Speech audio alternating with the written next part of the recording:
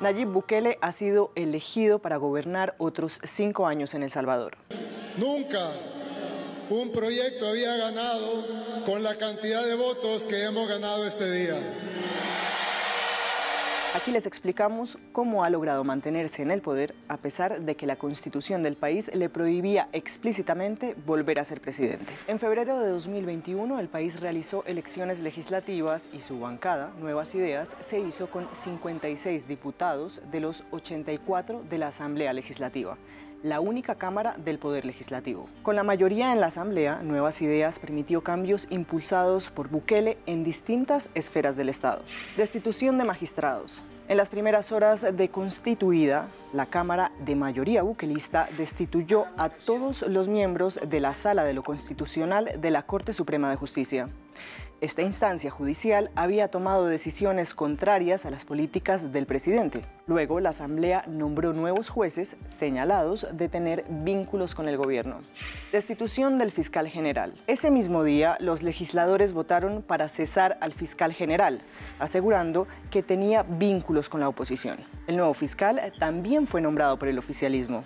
La medida, de acuerdo al medio local El Faro, vino acompañada del desmantelamiento de la unidad de la Fiscalía encargada de investigar justamente la corrupción en el seno del gobierno. Nombramientos en la Corte Suprema. La Asamblea también nombró a 10 magistrados de la Corte Suprema, a pesar de que la Constitución establece que la Cámara solamente puede nombrar por legislatura a 5 de los 15 integrantes del Alto Tribunal. Reforma al Poder Judicial.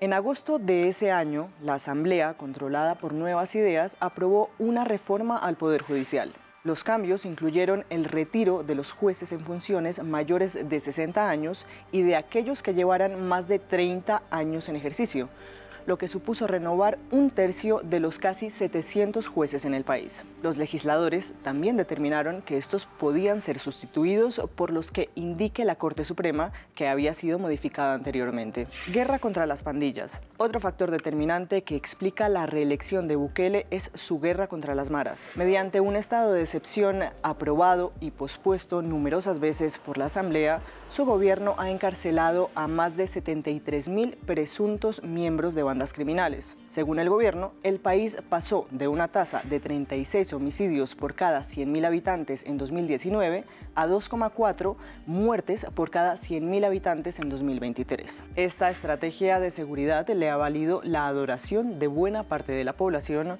con una aceptación que se ha mantenido en torno al 90%.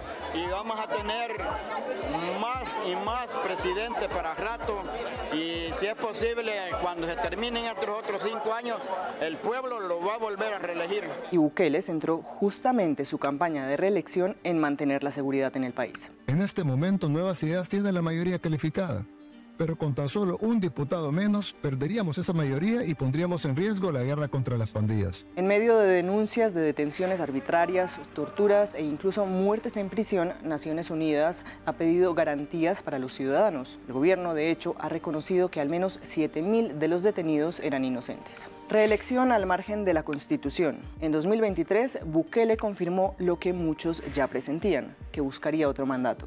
Esto desató un intenso debate porque en El Salvador la Constitución prohíbe a los presidentes gobernar más de un periodo. Meses antes, la Sala de lo Constitucional de la Corte Suprema, modificada por su mayoría en la Asamblea, dio una interpretación de la Carta Magna en la que permitió que Bukele fuera reelegido si dejaba sus funciones 6 meses antes de acabar el mandato. Esta interpretación contradice artículos de la Constitución que prohíben la reelección explícitamente. Uno de ellos es el artículo 154, que establece que los periodos presidenciales deben durar 5 años y que quien haya ejercido la presidencia no podrá continuar sus funciones ni un día más.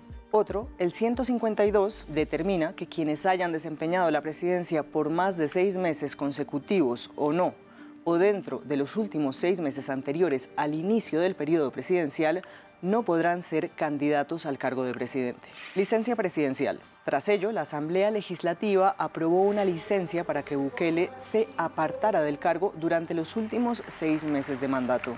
medios de comunicación y libertad de expresión. El manejo que ha dado el gabinete a los medios es otro factor a analizar. Una investigación de la Universidad Francisco Gavidia encontró al menos 70 canales de YouTube con cientos de miles de seguidores y millones de visitas que promueven a Bukele y atacan a sus detractores. El periódico El Faro, crítico del gobierno, aseguró que algunos de estos youtubers que dicen apoyar espontáneamente al presidente tienen o han tenido contratos con el gobierno. Entre tanto, en el ranking internacional sobre libertad de prensa de Reporteros Sin Fronteras, El Salvador cayó del puesto 81 en 2019 al 115 en 2023, de 180 países analizados.